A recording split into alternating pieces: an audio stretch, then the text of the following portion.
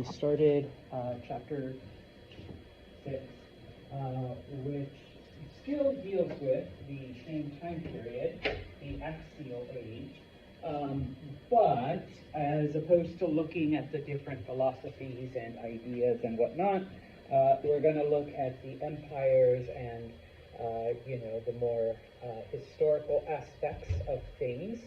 And so on Monday, we started with the Greeks, okay? And we'll spend today as well.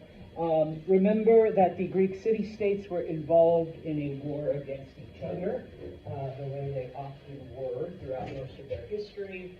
At some point, they do ask Philip, who is the king of Macedonia, to help them against the Persians. Philip ends up conquering not only Macedonia, but all of the Greek city-states because they are too weak to defend themselves.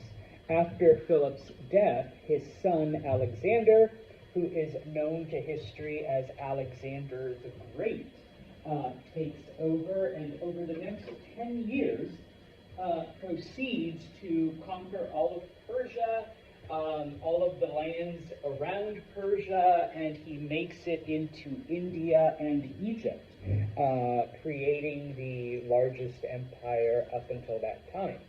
Okay? Remember, looking at Alexander, he's a very educated, smart person, very cultured, despite the fact that Macedonians are considered to be backwards by the mainland Greeks, but most importantly, he is in fact a military genius. He is able to outmaneuver the Persians and conquer them completely. Okay, now he does make it to India, and he's ready to continue conquering even more land. But what finally stops him? Why does he stop conquering? I mean, if nobody can stop him. His troops said, right? Thanks, Ed. His troops were like, we're tired. We want to go home. All right? This sucks. All right? We haven't seen our homes, our family. We haven't seen Greece in over 10 years. And so, yeah, they want to go home. They refuse to continue. Okay? And so Alexander begins to turn back. One of the big things about him, though, remember, he absolutely loves Persian culture, the time that he spends in Persia. He begins to adopt a lot of their customs, a lot of their traditions, okay, including for himself marrying lots of women. He wants his men to settle in Persia, hopefully get them to marry Persian women so that he can get them to fight again and keep on conquering. But of course, wanting to have, memories of home and many of the conveniences of Greece, he does build numerous cities throughout Persia that are modeled after Greek cities. Okay? As we talked about on Monday, this is where we finished off. Alexander dies. We don't know exactly what happened to him. All we know is that he had a fever, and 2 weeks later, he's gone. Okay? He does have children, but he doesn't designate which one of them will take over the empire. All right? And so, after a period of civil war, his generals fight amongst themselves. We end up with 3 kingdoms, okay? And I promise I'll come back to this page, because this is where we're starting, okay?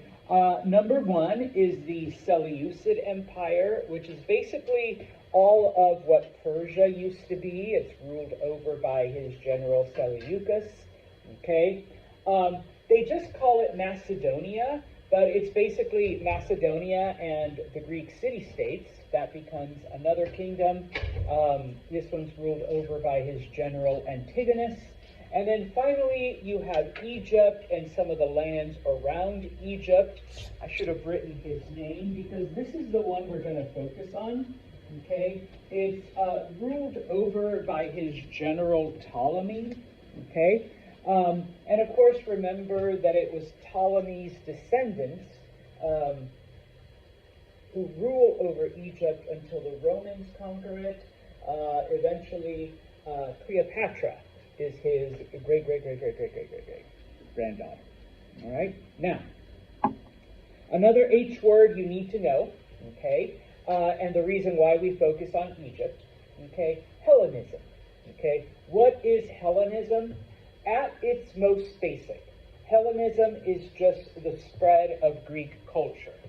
Okay, which, I mean, we've seen it up until this point. Greek culture has, influenced other cultures. But once Alexander begins to spread it, okay, it becomes the dominant culture amongst, the areas that Alexander conquered. And it isn't just that the areas adopted Greek culture or that, Alexander built Greek cities, okay, but the Greek culture begins to mix with the local culture. And so this is why, like with Persia, okay, once Alexander went through there, yes, Persia is going to survive for a couple thousand more years, but it's not going to be the same. And the first big change that happens is that they're influenced by the Greeks. Same thing with Egypt, especially with Egypt. Okay, it's no longer the Egypt of the pharaohs and the pyramids and hieroglyphics and all of that. It becomes a Greekified Egypt, where Egyptian culture and Greek culture mix to form something new. All right, and so we see Greek culture. Briefly kind of mentioned this. It becomes a part of the history. Persia is no longer just Persian. Egypt is no longer just Egyptian.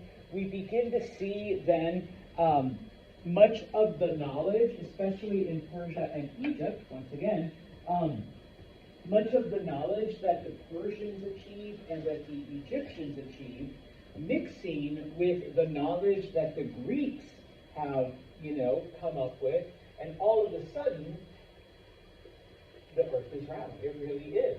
Okay? Because we thought it was, but now with the mathematical ideas that we've taken from the Greeks, it's all right, Gus. We now can prove it mathematically.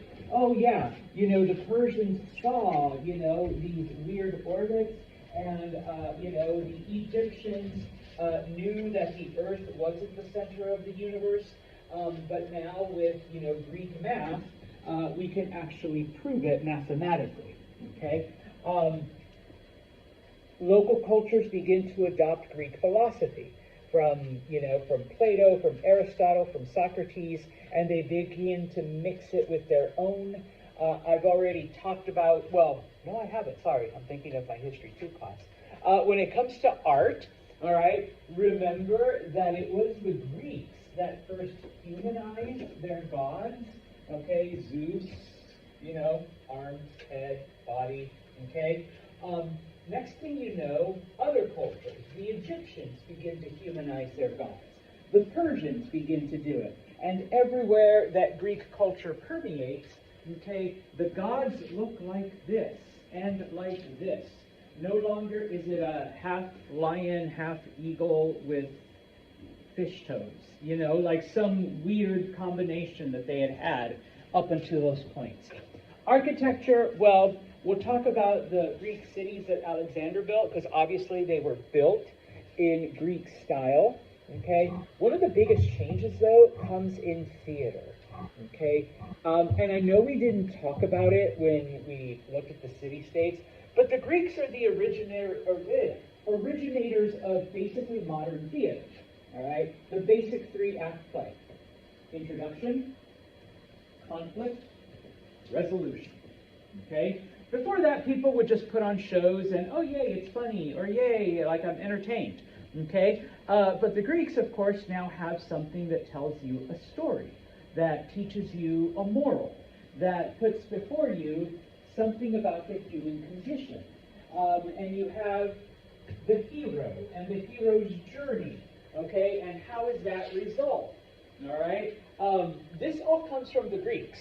Okay, and so suddenly, it's not just the story of Ra creating the universe and becoming the sun, okay, what kind of journey does Ra have to take, all right, to become the sun god? And what's the conflict that Ra faces? And then at the end, Ra emerges triumphant, okay, and is now, riding his chariot across the sky every day, okay? So that becomes important, all right? Oh, no, actually the more important term, is that a word? Probably not. For the next 1,000+ years, Greek becomes the language of culture and education, all right? It doesn't matter where you live, you speak your native language, but if you're going to be considered part of the elite class, you also speak Greek, okay? And just FYI, for those of you who are like either Jewish or Christian, okay, many Jewish writings in later times and early Christian writings, they were all done in Greek, okay? Because that's the language that people wrote in, okay? Yeah, Jesus never sat down and wrote, "I'm Jesus," and whatever. Okay, somebody else wrote it, but they wrote it in Greek. Okay, so it becomes that important. And even up as late until the 1800s, if you were going to be considered an educated person, you learned Greek. Okay, so it becomes really, really important. Now, a lot of our Greek words, are, current words, especially in English, all right, they do come from Greek origins. And so, for example, the word cosmopolitan, which means open and, cultured and, educated, comes from the Greek word cosmos, which is the word for the universe. And we already said polis is the Greek word for city. And, of course, from polis, we get words like politics and political, okay? And, of course, when we talk about the universe, and a bunch of other terms. All right, so Greek language becomes really influential. All right, now, Alexandria. Just FYI, okay, Alexander had a lot of cities built. Guess what he named them all? Alexandria, okay? But the most famous of all the Alexandrias was the Alexandria in Egypt, okay? This becomes the new capital of Egypt under the Ptolemies, all right? But it also becomes a center of culture and learning, all right? Where Egyptian culture and Greek culture mix, and we end up with something new, but also people from all over the known world come to Alexandria for the knowledge and the culture that is there. It is eventually famous for its libraries, okay, which a couple hundred years later, there is an earthquake, a tsunami sinks the entire city of Alexandria, and the library disappears, okay, like type of thing. So yeah, I'm still upset about it. I know, it happened 2,000 years ago, okay? This is an amphitheater somewhere in the middle of Afghanistan, okay? But the purpose in this, and I'm not going to show you like every single one, but archaeologists, as they're exploring, they end up finding these Greek-style things in areas that have no business being there. Well, how did they get there?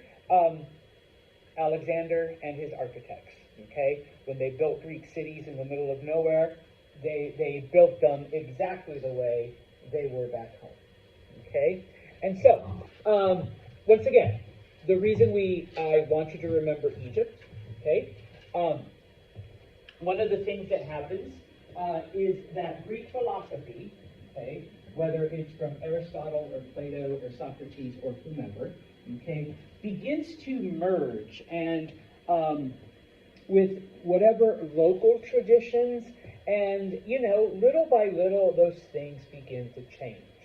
Okay, in Egypt, okay, we begin to see how Greek religion, the stories of the gods, begin to change the stories of the Egyptian gods, especially Isis and Osiris.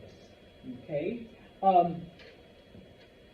Greek philosophy begins to affect how people look at these two gods in Egyptian culture.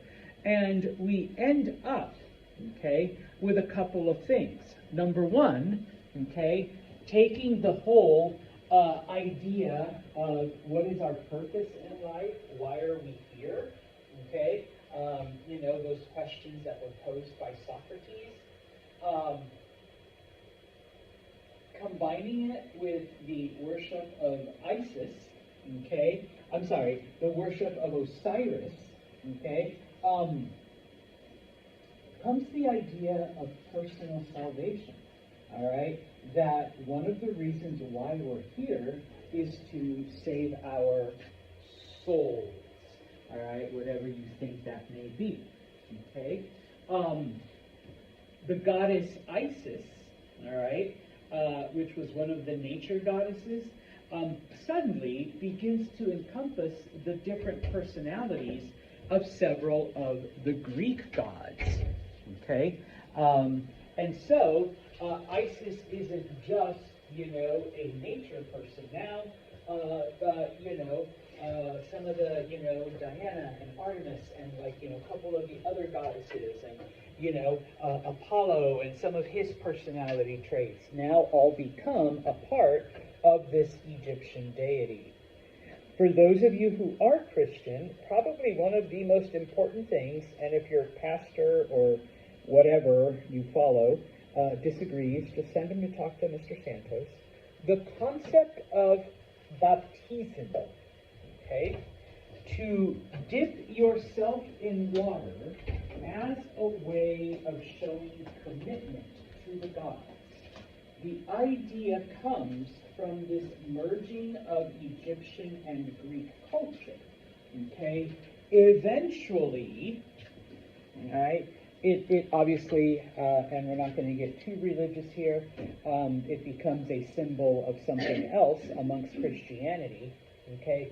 But this idea begins to spread to other areas, okay? A physical manifestation of how you are dedicating yourself to the gods, okay? Eventually this concept gets turned around and it becomes a symbol of your dedication to, some dude named Jesus or something like that, okay? But, all right, it starts as a merging of Greek philosophy and Egyptian philosophy, okay? And so that's why we focus on Egypt, all right? Because theirs has one of the most profound effects, or at least Hellenism has one of the most profound effects when it mixes with Egyptian culture, okay? Now, it wasn't all good stuff. It wasn't all philosophical stuff. It wasn't all, helping new ideas form, okay? Remember, it's the Greeks that originated the idea of chattel slavery, the idea that I don't want to do this. I'm going to buy people to do the work that I don't want to do. And so remember that Egypt, okay, is a land where a lot of crops grow thanks to the Nile River. And so the idea then, Greeks come in and they're like, why are you doing the work? Just go out and kidnap people or buy people. And with all of this new labor, number one, you have even more crops, okay? And if you sell those crops, you get more money. And with that money, not only can you plant more land, all right, but you can buy more slaves to work this bigger land. And you can just keep doing that over and over and over again. And you become richer, okay, than, than the pharaohs used to be, okay? And so in this case, number one, okay, we see then people becoming much wealthier because they start following this Greek model of buying people to do the work you don't want to do, and then taking that money to, buy more land, and of course you have more land, you need more people, so you buy more slaves, okay? So we begin to see the rise of like a slave class almost, all right? And then of course, because remember, for the longest time, and even for, 1,000 years after, you don't become a farmer because you love farming and you love nature and you love getting your hands dirty. I mean, I'm sure there's some people that do that, okay? But the reason why you farm is so you don't die, okay? That's where you get your food, right? But now we see, if Mars has a place where she grows nothing but apples. Sorry, it's an easy example. All right, it's not because Mars loves apples. All right, what is Mars going to do with all of those extra apples? Sell them, yes. Okay, and with that money that you get, you can buy other things. Okay, and so in this case, we begin to see, the sale of surplus crop for money, okay? And of course, whereas in most cultures and most traditions, and don't worry, it goes back to being that, the farmers were considered kind of at the bottom. For a short while, we get wealthy farmers, and these landowners now, they are able to influence things at the top, all right? Remember also, it was the Greeks who instituted the idea of a universal currency, okay? And so, even though the Persians also tried, where are you, Persia? They tried doing that under Darius, and they succeeded. Okay, so for them it was nothing new. The Egyptians didn't have this, and so this idea that money is the same everywhere, okay, is adopted in all of the areas that adopt Greek culture. Now, for the longest time, it was strictly gold, okay? Remember, in places like Persia and even in the Greek city-states, okay, we'll do silver, we'll do jewels, we'll do other precious metals, each thing will have a different value. No, during this time, it was literally just gold. It wasn't until later that they begin to accept other metals because, you couldn't find gold everywhere, all right? And so, over the next, and now we're talking over a space of a couple hundred years, Greek culture spreads everywhere, okay? I put there Hellenism, but remember Hellenism or Hellenic or whatever, anything that's like Hellen, this refers to Greek, okay? This Greek stuff is everywhere, okay? Now, because the Greek language and Greek art and Greek theater was considered like superior, the elites in whatever culture are the first to accept it. This is not to say that, everybody was like, yay, let's become Greek.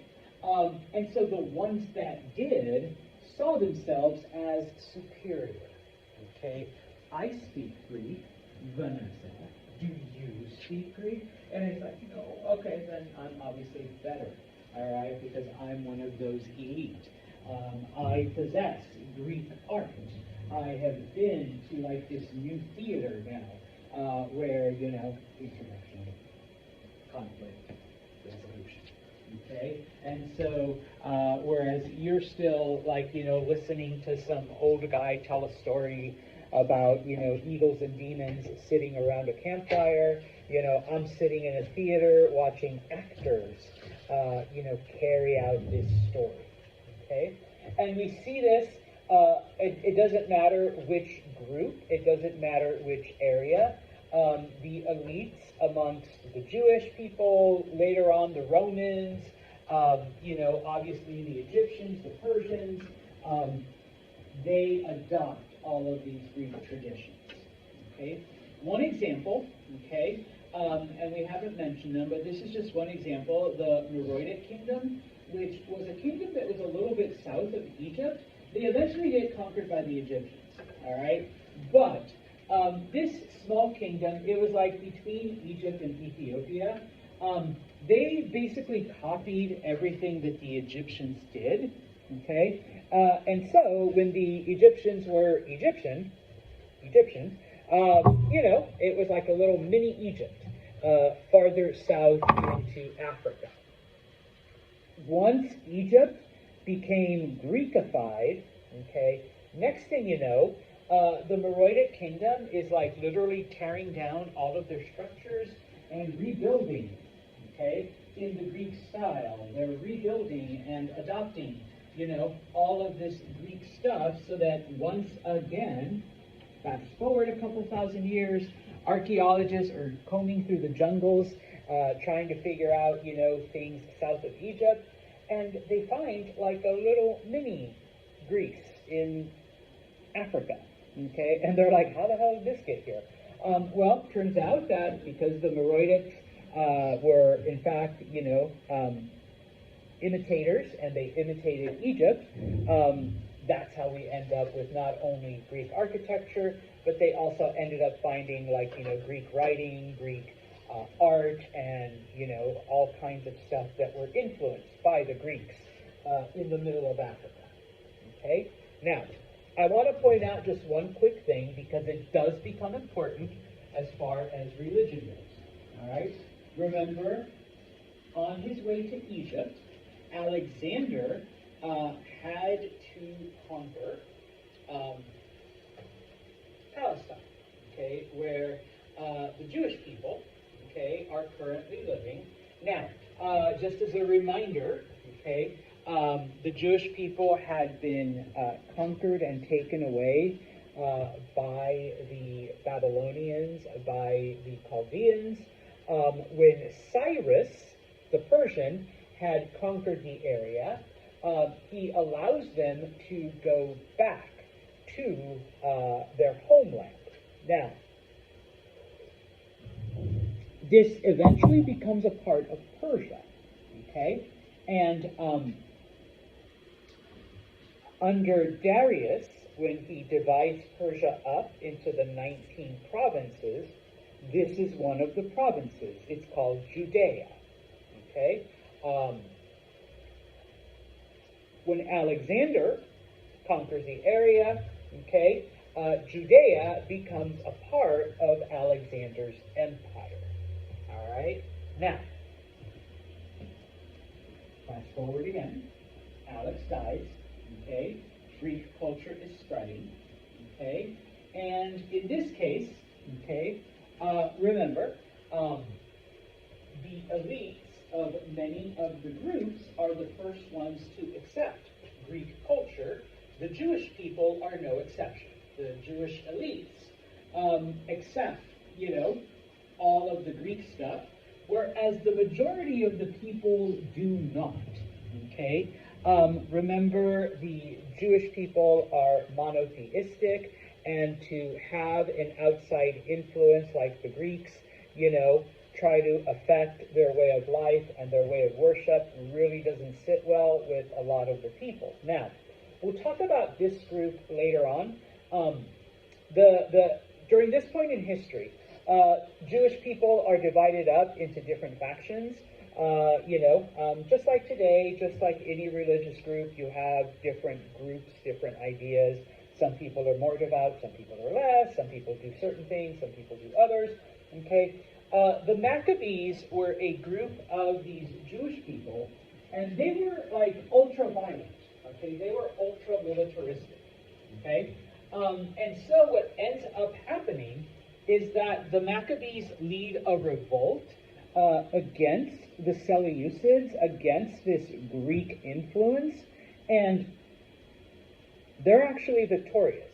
But they don't establish this like giant Jewish kingdom. It's basically just the city of Jerusalem and a couple of areas around it. But it basically becomes independent. Okay?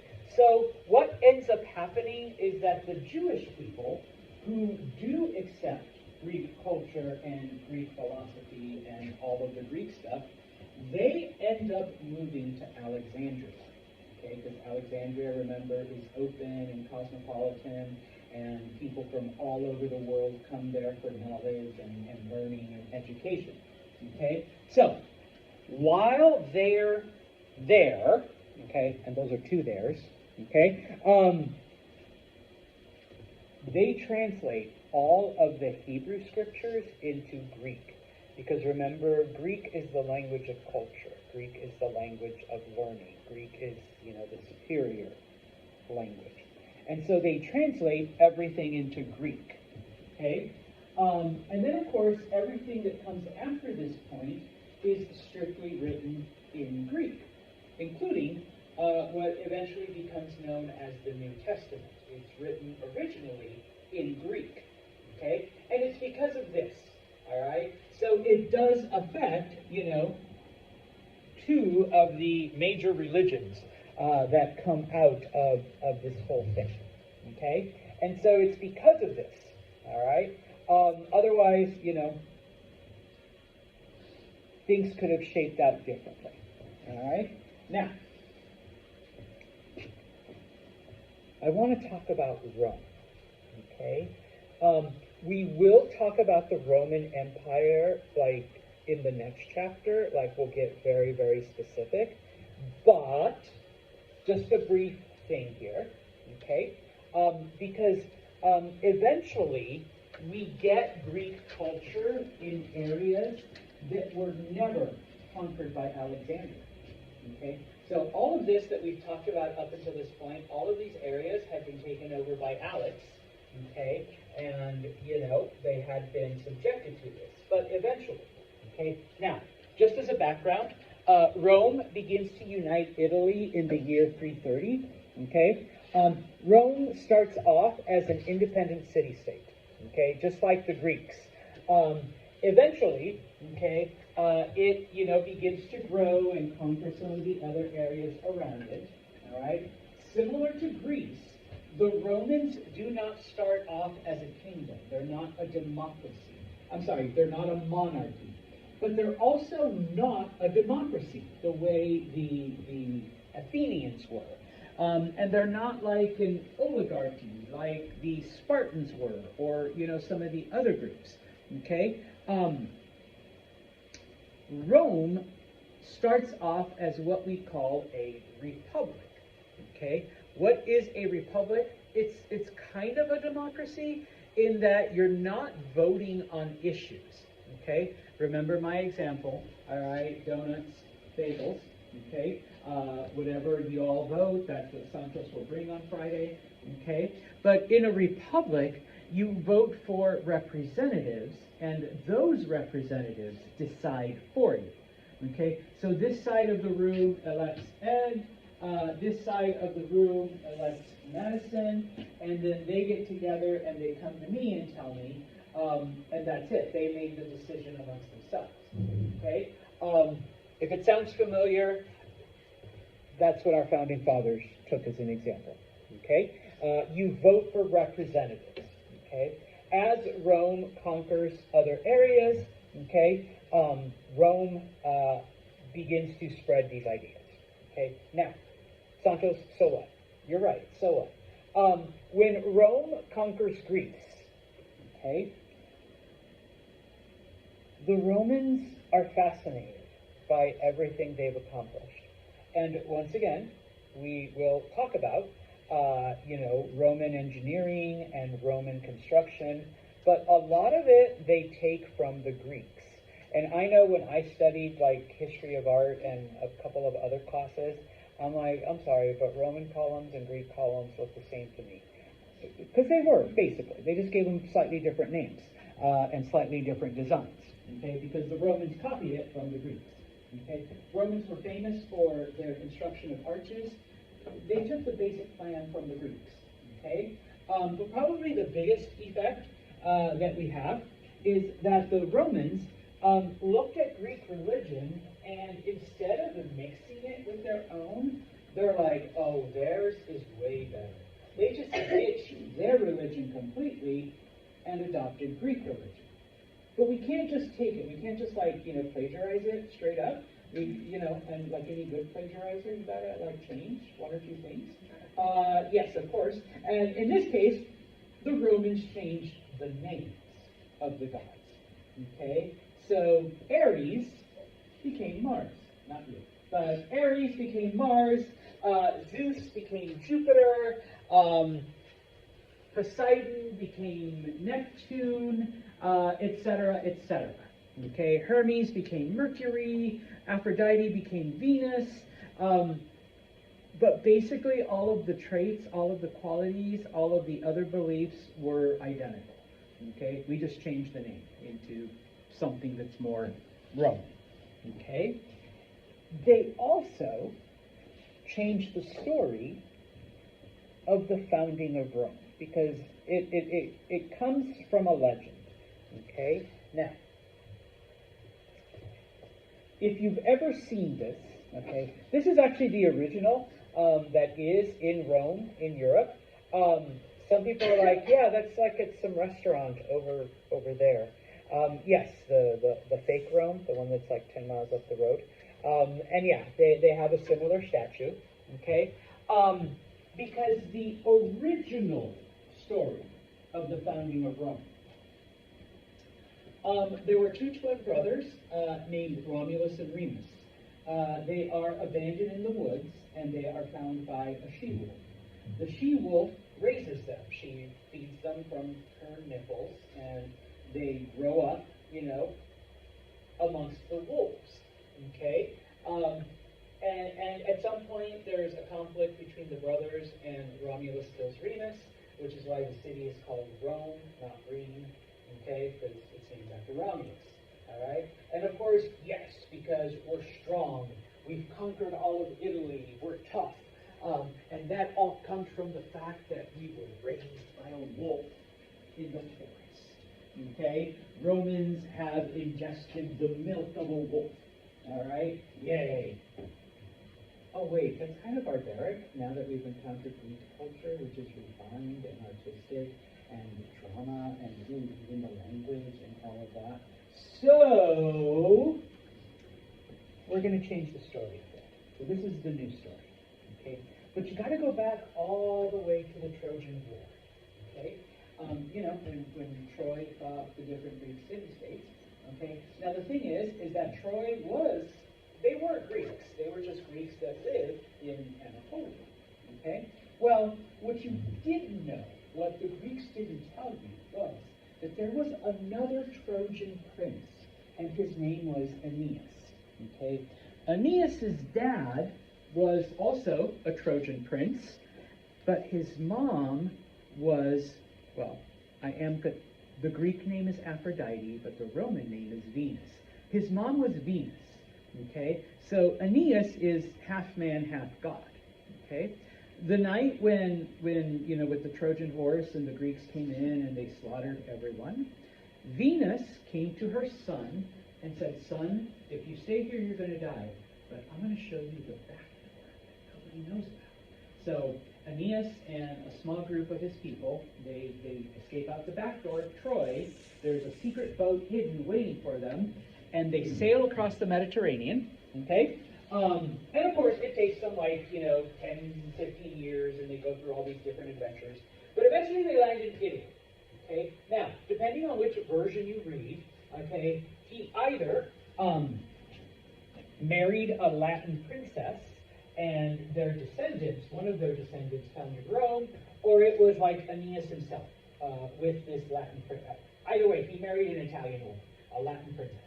Okay, whether it was him or whether one of his, like, you know, grandchildren, great-grandchildren. Once again, it depends on which version you read.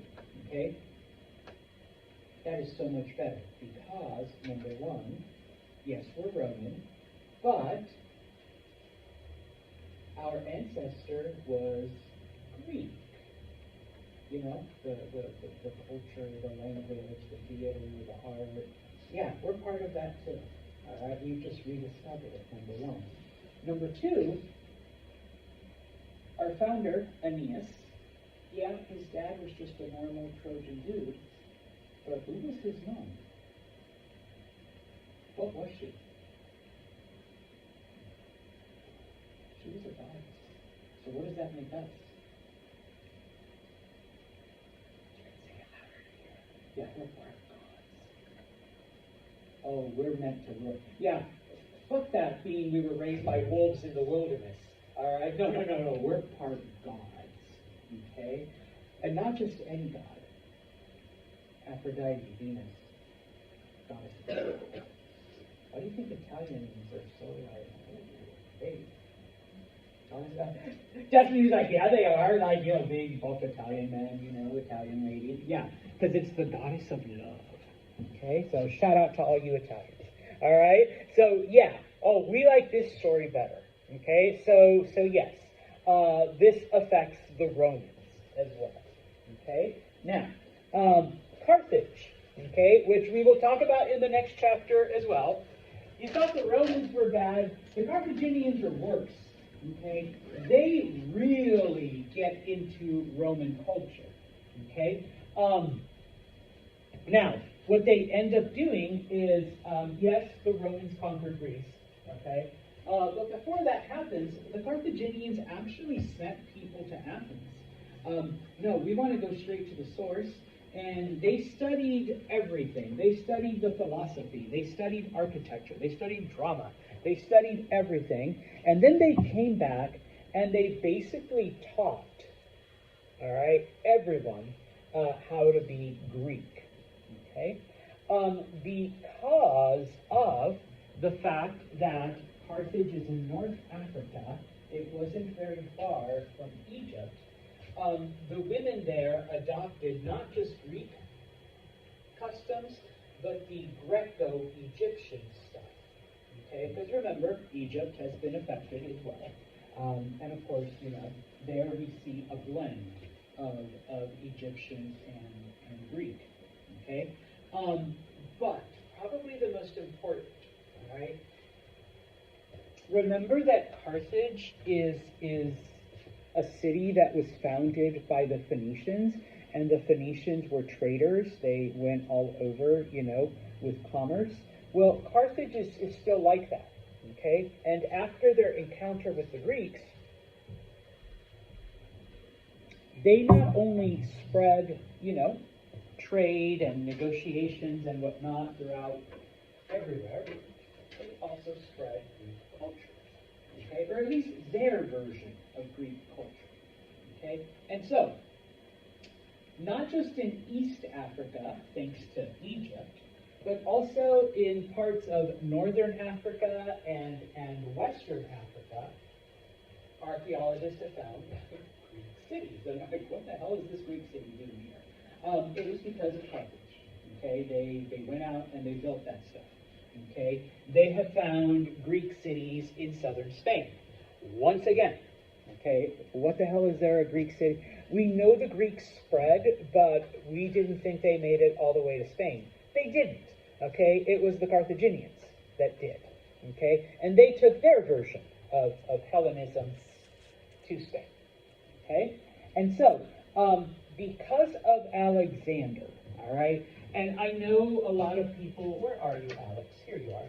I know a lot of people think, okay, he's called the Great because he conquered so much. Yes, that's part of it, okay?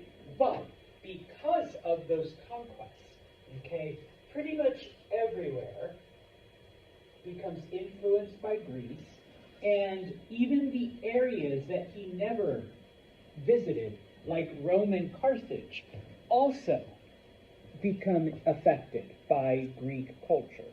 And so that is why, okay,